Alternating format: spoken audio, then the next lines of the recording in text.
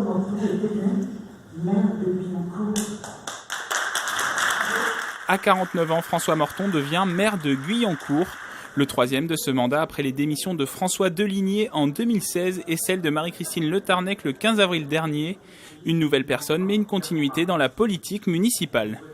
Elle s'inscrit tout à fait dans la continuité de mes prédécesseurs et notamment de Mme Le Tarnec. Nous sommes à la fois dans une période où il reste un an, même un peu moins, et il n'empêche, nous avons encore un projet de ville à clore, donc ce sera évidemment ma priorité.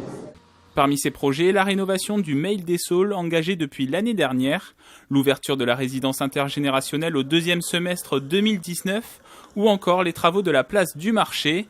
Pour son élection, le nouveau premier magistrat de la ville a obtenu 26 voix.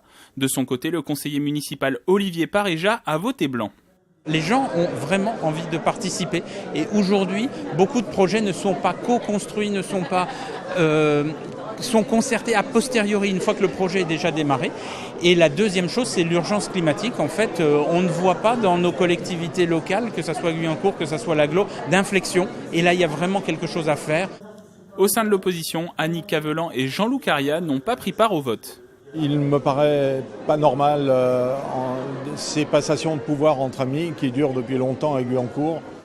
À propos des élections municipales de 2020, François Morton sera présent et souhaite y prendre une part active.